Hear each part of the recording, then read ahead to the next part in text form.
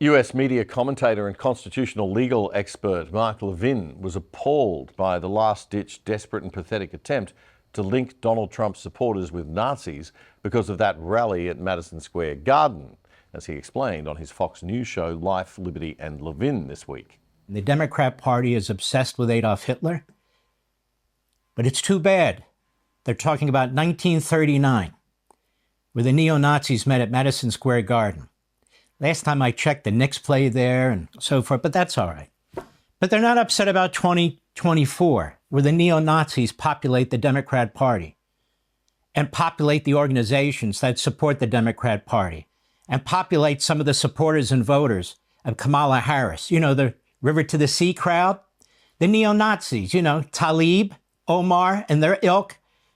I haven't heard Hillary Clinton announce them. I haven't heard anybody in their party announce them, including, of course, Kamala Harris. But like me, educated in Australia, you've probably always believed that the Democrats were the kind and nice people party, and the Republicans were the nasty racist people party.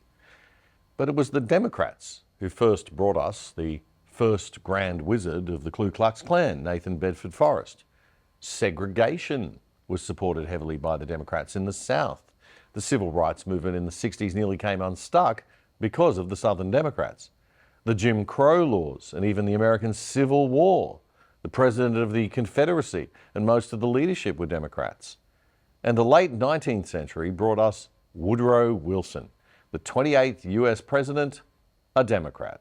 Wilson was an accomplished racist activist. In his academic work on American history, Wilson was friendly to the Ku Klux Klan's mission of suppressing blacks, and he was forgiving of its terror tactics, explains Williamson M. Evers in Education Weekly. When he was the president of Princeton, Wilson expressed his pride that no African-American students had been admitted during his tenure. As governor in 1911, Wilson signed into law a eugenics bill titled An Act to authorize and provide for the sterilization of feeble-minded, including idiots, imbeciles, and morons, epileptics, rapists, certain criminal and other defectives. Democrat President Woodrow Wilson. What a guy. Fox News' Mark Levin there. So I hardly think Donald Trump is a threat to democracy or a new breed of Nazi. And for Hillary Clinton to get in there and talk about 1939, the neo-Nazis, it's her party today that's filled with Jew-hating neo-Nazis.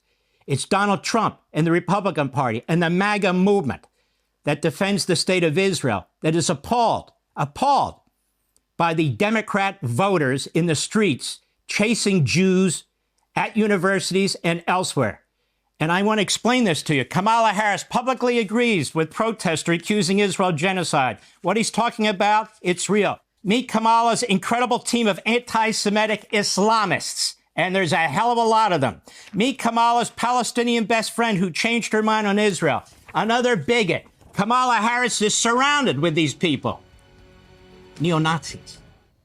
Mark Levin on Fox News. And remember, when they liken Trump's rallies to Nazi rallies, it's not Trump they're attacking. It's you if you support him. They're again calling half of America racist deplorables. They've learned nothing from 2016 and will need the lesson to be delivered again. But unlike with Kamala Harris, who can't do a softball 5-minute TV interview without taking a few days off to rehearse all her carefully yet badly crafted messages, you can actually make up your own mind about Trump's intelligence, his policies, his general view of the world, and his approach to management and governance and foreign policy, without the Democrats' lies and spin and reputation destruction. Reputation destruction is a very common tactic of the left, by the way. It's what childish and low IQ people do when they run out of logical and rational arguments. They attack the person. They go ad hominem, as they say in Latin. But you can judge Trump for yourself, because apart from the bucket loads of media appearances and rallies he does, he sat down for a 3-hour conversation, 3 hours, with top American podcaster Joe Rogan this week. Could you imagine Joe Biden or Kamala Harris doing that? I mean, other than going to war and being a firefighter or being a cop, it's the most dangerous business. It's the most dangerous. Being president is the most dangerous. Especially you. I mean, much more you so. haven't even got to the election. There's been 2 assassination attempts, and they've brushed those out of the news like it was nothing. Yeah, they'd rather not talk about them. Imagine if there was assassination attempts on Biden, how hard people would be attacking the right.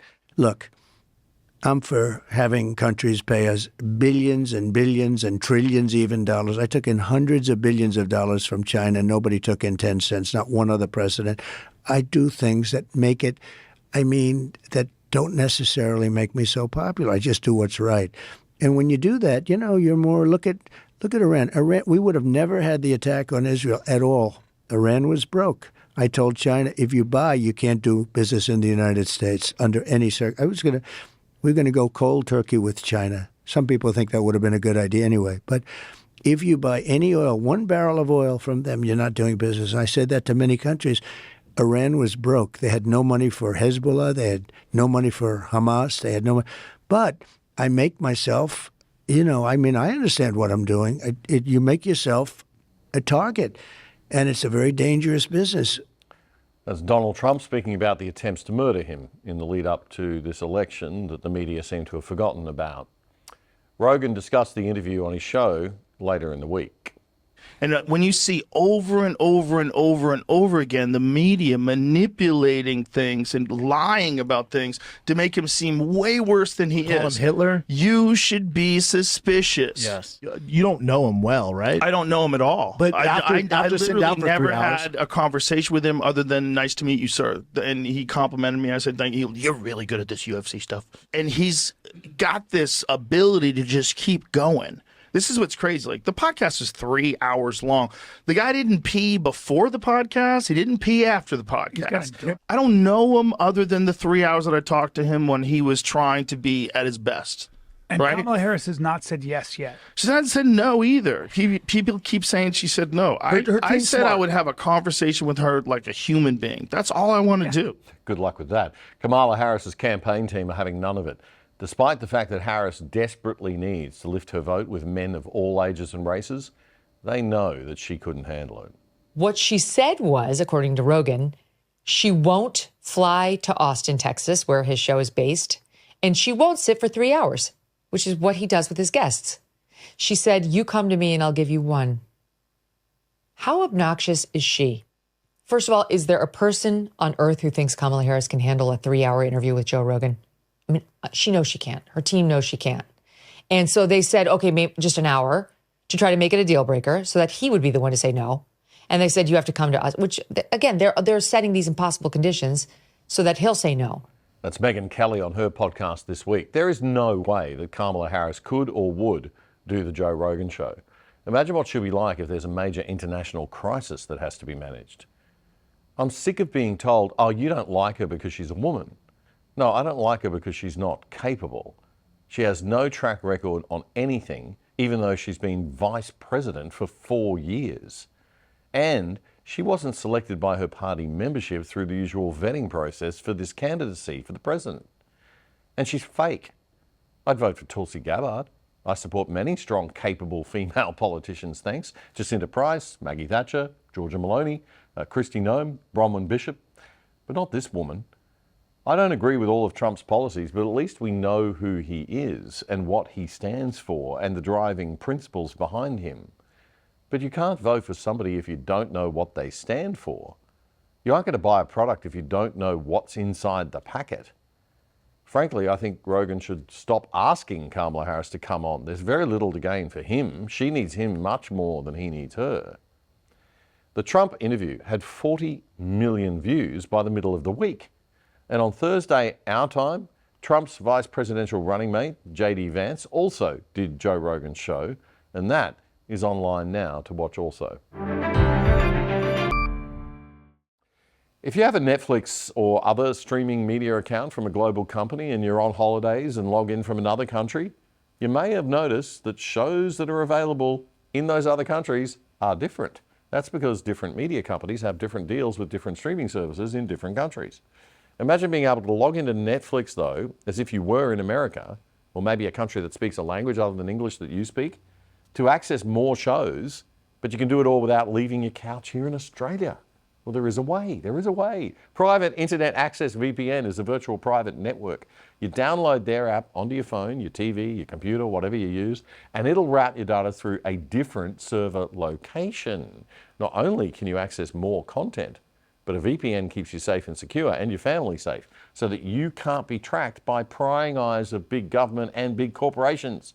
And it will not massively slow down your internet speeds or make it harder to use your devices like some other VPNs do. Private Internet Access, PIA VPN. It's quick and easy to install, and once you've downloaded it, that is pretty much it.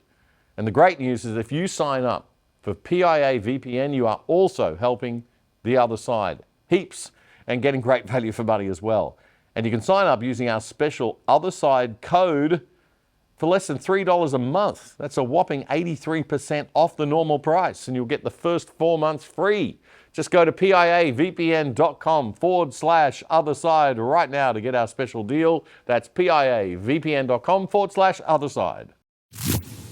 If you like that clip, there's more where that came from in our full show, The Other Side. You can watch it right here, the latest episode. And please subscribe to our channel by pressing the subscribe button right here or down here. And remember to click that notification bell too. It all helps. Join us and become part of The Other Side.